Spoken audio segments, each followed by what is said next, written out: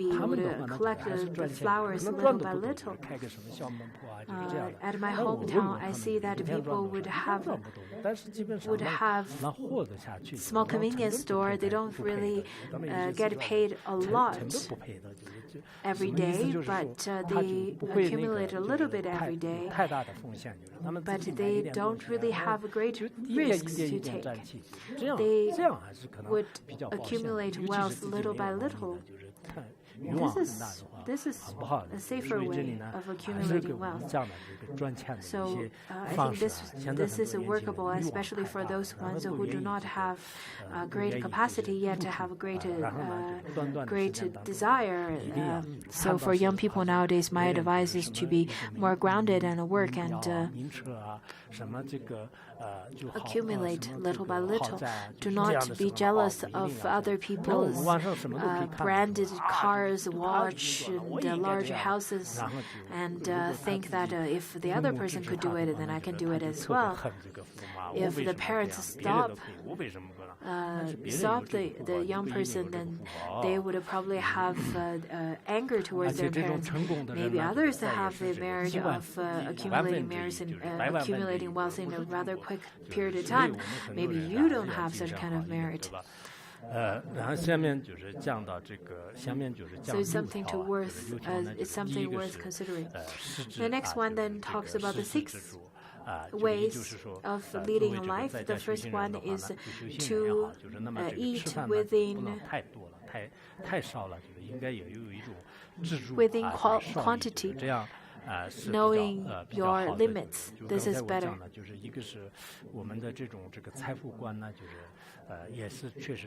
The view of wealth is quite important, the same as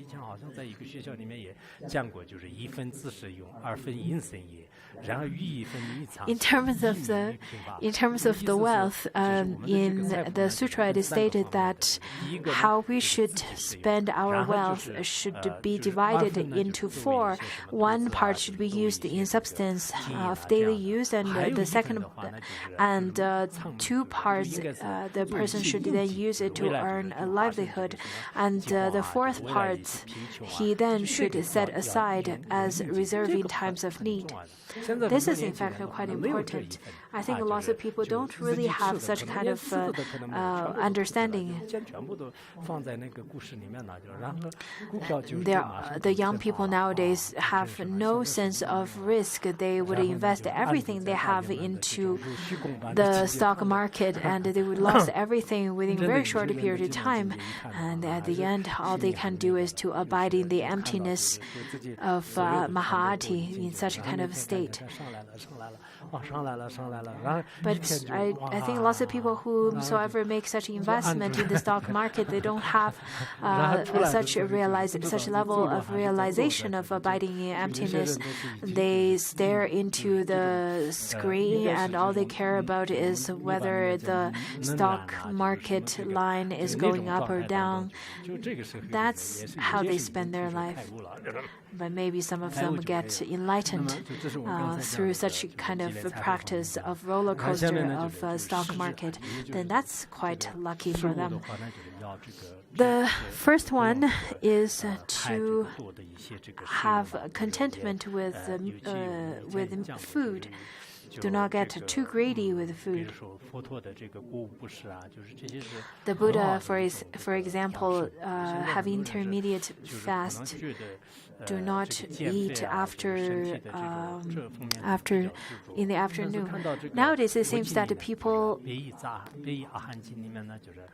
are very interested in losing weight. In fact, weight losing is not new. In the sutra, it is described that the Buddha was asked by the king Pasenadi. Pasenadi was really fat at that time, really big and fat. And he was breathing heavily, and he's not in a good, healthy condition. And the Buddha was even saying that, why are you how did you gain such weight? And then the king Pasenadi said that I really feel quite ashamed of my body at this moment because I feel very fat, because I am very fat and it feels even hard for me to breathe. So what should I do? Then the Buddha said to him that then the Buddha advised him, saying that always keep in mind, sir, whenever you drink or eat, be mindful of how much you can digest and consume properly. Thus you will be healthy and live and suffer less from the disease, and with good digestion you can enjoy a long life. So you won't suffer from the weight. You can lose weight, and then you can have longevity. If you eat within 然后要求呢就是 appropriate amount. 然后当时波斯匿王就是很高兴。After reciting such verse, the king Pasenadi was really delighted to hear it. 这样的话呢，我每天给你。And then he told his attendants, saying that every day, whenever I'm about to eat, you need to recite this verse to me so that I can control the amount of food. And I will offer you 100 gold. 100 gold coins. I'm not sure how much 100 gold coins would be worth nowadays, but at least that's what he offered. So every day he was then reminded by his attendant, and he maintained the proportion of his meal, proper proportions of the meal. Slowly he lost weight, and slowly he got more and more handsome and healthy, and his body is more and more slim, and he was really happy. And he went back to the Buddha and thanked him, saying that thank you so much for giving me such advice. I really needed such pith instruction, and it really helped me a lot. I think in terms of monastics, we are then all right, but I think for the lay practitioners, they do care quite a bit. All in all, though, getting overweight, it does bring lots of obstacles, such as couldn't have proper sleep and so on, not having good health. Anyhow, I think it's quite important to often exercise. Like the Westerners, they love running 4 kilometers, 10 kilometers every day, going to the gym and so on. I think lots of people nowadays, especially in the better community or the rather rich communities, they have gyms and exercise equipment. It's quite important to keep in mind that do not have too much desire towards the food, to keep certain proportions, appropriate proportions for your meal and for the food intake is a key. Second one is that do not be lazy during work. The third one says that you should then accumulate and preserve with your in terms of your wealth in case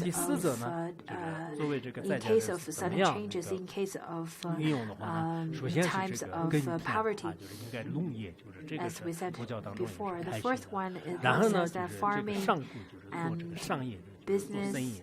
然后第三个的话呢，就是那么这个择地而治牧，就是让他选择一个比较好的地方呢，就开始放牧。Choosing a place to farm.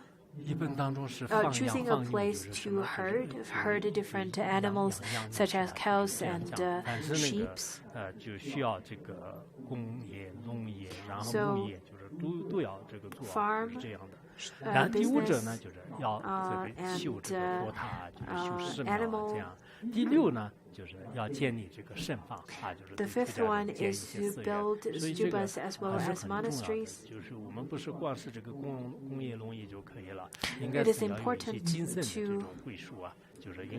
Not only work in the fields of farming or business or herding animals, but it is quite also important to benefit in the next lifetime by creating merits for yourself, as well as having a spiritual path, such as building monastery. The sixth one is building the houses or shelters for the monastics. So this is accumulating merits. In such a way, if you could work, then the merits would be immeasurable. 在家人的一个 This is such a wonderful sutra. And I would think sometimes whenever I have the opportunity, I would like to translate this into Tibetan. I think I really like this version that's translated into Chinese because I compared it with different other translations. Some translations are difficult to explain, difficult to understand.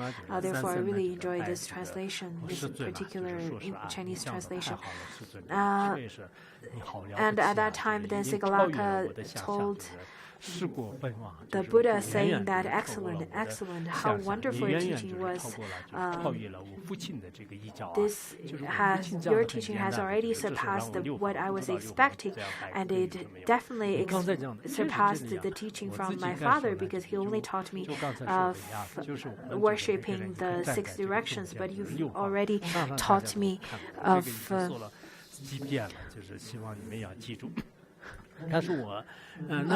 what they are and the reasons behind.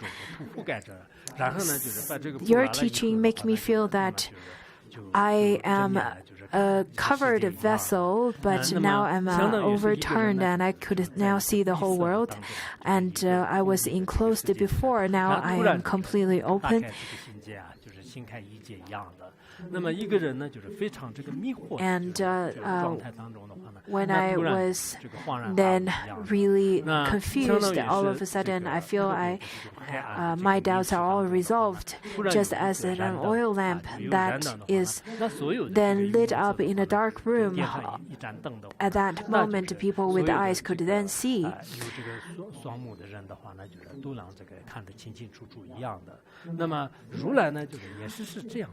Just as so, your teaching, Tathagata's teaching, is just like such. The different relationships between relatives, between co-workers, and so on, we often don't understand how to relate to them. But after listening to this, I really feel that I have the understanding and I have a guideline of how to relate to them.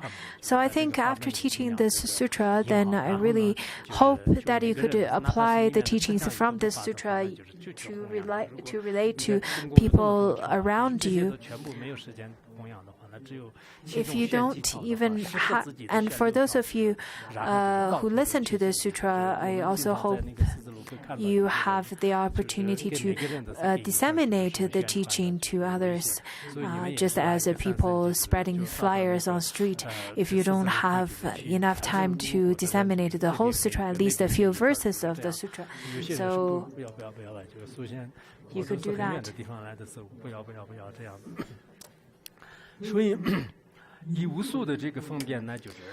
With such immeasurable number of methods, I then feel that your teaching could make people who are ignorant to have more understanding. And now I understand the pure teachings, the good teachings of this world. Why is that? The root reason is that the Buddha is Tathagata, is the one who knows the thusness, who knows the truth. He is then the Bhagavan, who is the Blessed One, who is uncomparable even by the 10th Bhumi Bodhisattva.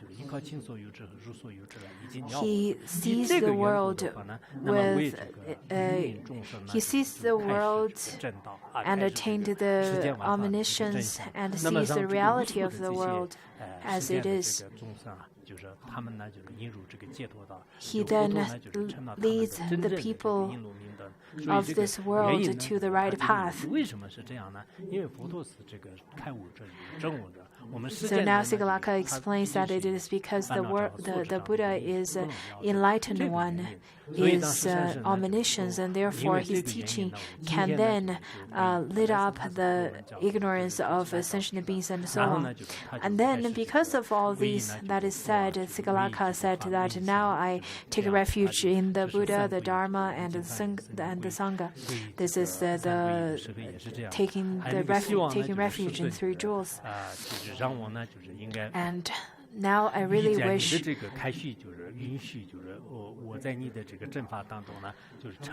please allow me to become a upasa who is a lay practitioner and a practice in this path. At this moment, I don't really want to get ordained at this moment, but at least at first, I think step by step, I want to first become a lay practitioner. I think young people, it is the best to take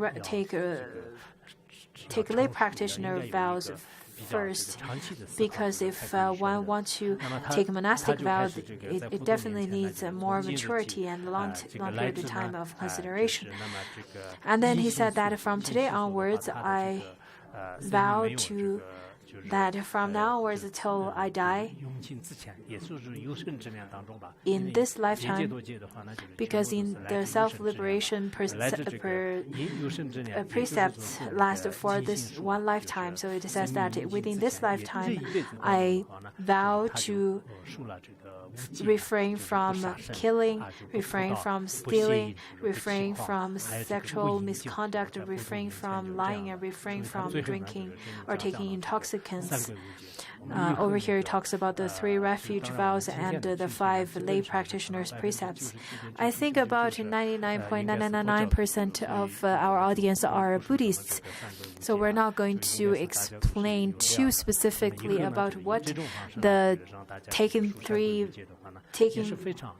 refuge in 3 jewels and 5 precepts are. But that's what Sigalaka did over here. That's what he said. And then at the end, it says that at that time, Sigalaka, after hearing the Buddha's teaching, he was really delighted, and he was happy to then uphold such actions. Now we've finished teaching the sutra within the 11 classes. I really think studying together generates lots of merits. I really thank lots of the translators from the past who translated this sutra and kept this teaching alive in the form of words, which then turned to be the guide to lead us to to understanding it. So also I really thank all of our workers, all of our technicians, and all of our audiences. My last wish to all of you is, within such a great number of audience, in front of the 3 jewels, I really wish that you could then vow to disseminate the message of this sutra to other people. And let's then dedicate the merit that we accumulated of perfectly finishing the teaching and learning of this sutra to all sentient beings, so that all sentient beings would enjoy the happiness of the Dharma.